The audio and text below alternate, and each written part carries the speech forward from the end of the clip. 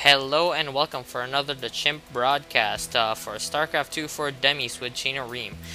So we got here a sender, Power Mangoes, which is the bottom left side, the red Terran, and Magduga, which is the blue Terran on the upper right side. It's going to be another TVT, yes. And because a lot of people in the lower ranks actually like playing Terran, I guess. But we see here Magduga making his first supply depot on the 7th, which is not that common. I think it's a bit too early, but whatever works for him works for me. We see Power here making or Mangoes making still making his SCV till the 9th or the 10th, and making his supply depot right now actually to wall off that ramp. And we see Magduga here without not doing anything with this SCV, just standing around, probably waiting to get enough minerals to buy his first barracks while still making SCVs. And he's actually kind of par now with units with the SCVs with Power Mangoes. Now Mangoes also drop his barracks, and almost the exact same time Magduga drops his barracks as well. And they're just racing to see who can build it first. So as we can see here, they're both at the exact same, almost just a few units behind. And for APM, we see Power here has around 30-29, and Magduga has 8. So I guess it's a bit that's a bit of a big gap since 20th average. Keep in mind that this is actually a high rank bronze match, so I think Power is rank 10 or 11 in bronze right now, and I don't know what Magduga is. But we see Magduga here already getting his refinery, maybe dropping a tech lab or something, and Power is already ahead with his refinery. And both of them are actually just actually Magduga has a bit more SCVs than Power, so he's around 100 minerals more than Power, but Power has more, is earning more gas than him. Magduga drops his second barracks, which is probably going to indicate that he is going to have a Marine Marauder ball sometime, and a bunker right beside his ramp. And we see here Power trying to scout what is probably gonna fail since it's walled off, and this SCV is gonna explode. No, it does not. It survives with 9 HP, and that one Marine almost got a kill.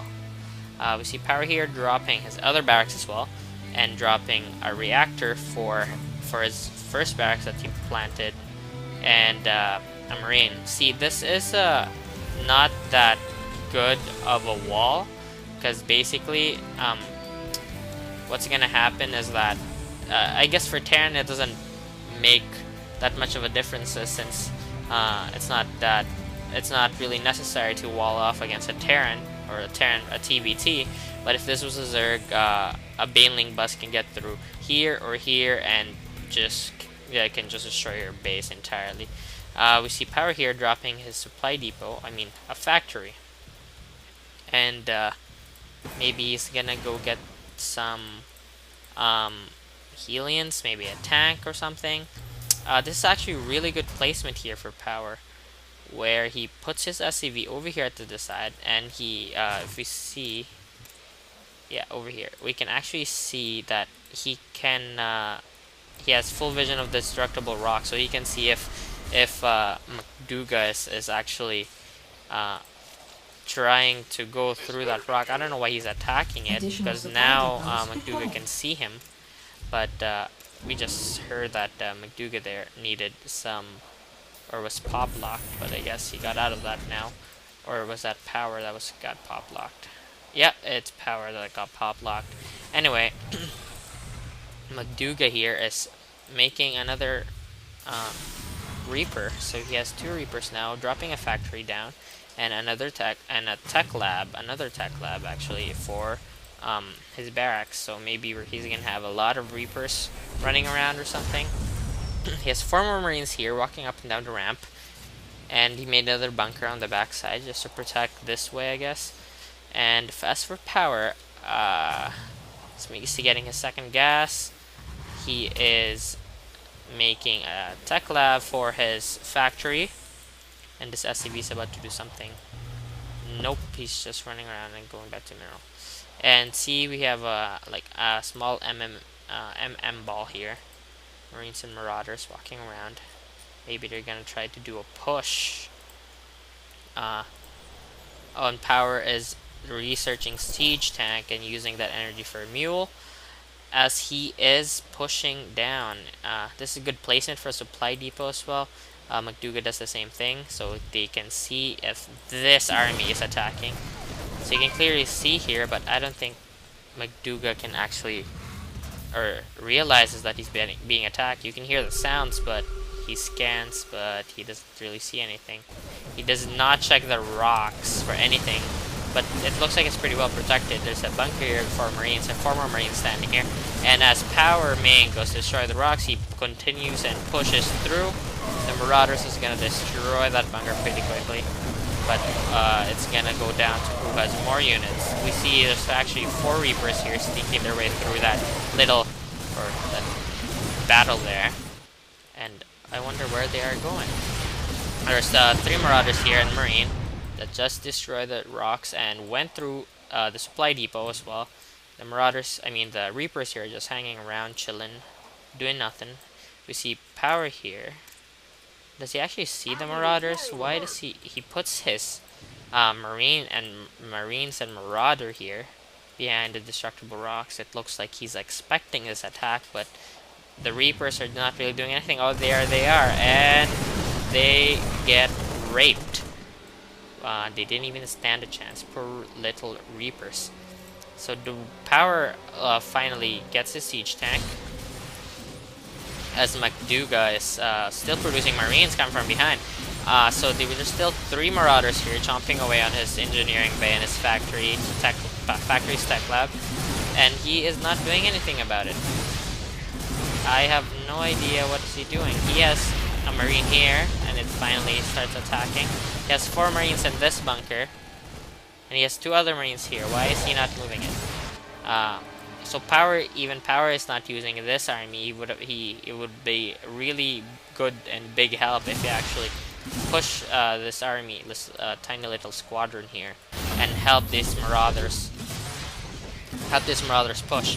I never actually got the idea behind this Marauder. Why can't they shoot up? They're shooting rockets. Can't they just point up and shoot?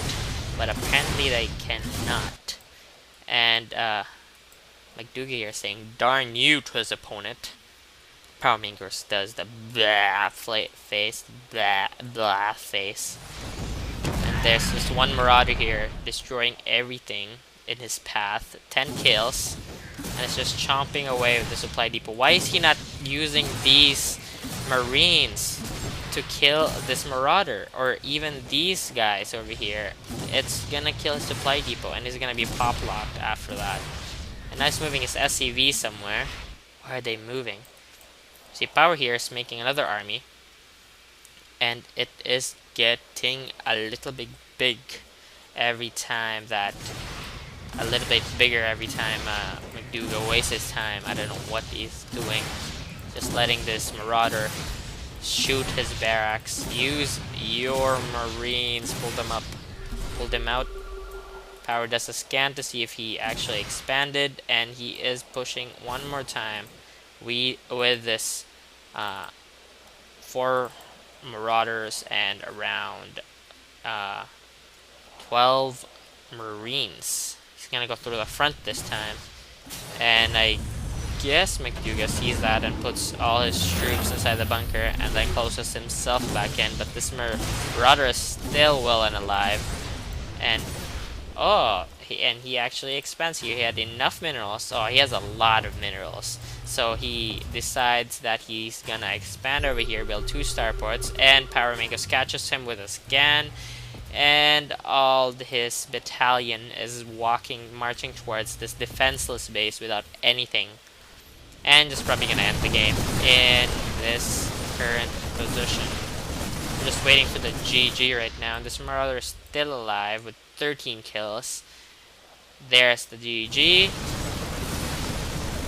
And he leaves the game.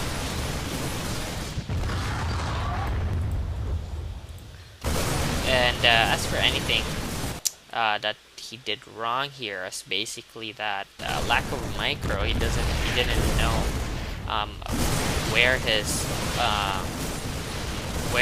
units were.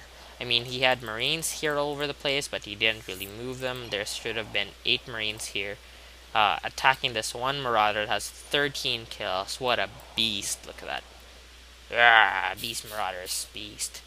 And basically, it would have helped kind of stop it a little bit, but after Power destroys half his base when he goes through this little where the destructible rocks were, basically that was already hard to stop unless, of course, he pulled this Marines out of there. But other than that, I don't really see it's not an exceptional game, but it's a typical bronze game, I guess, for TVT players.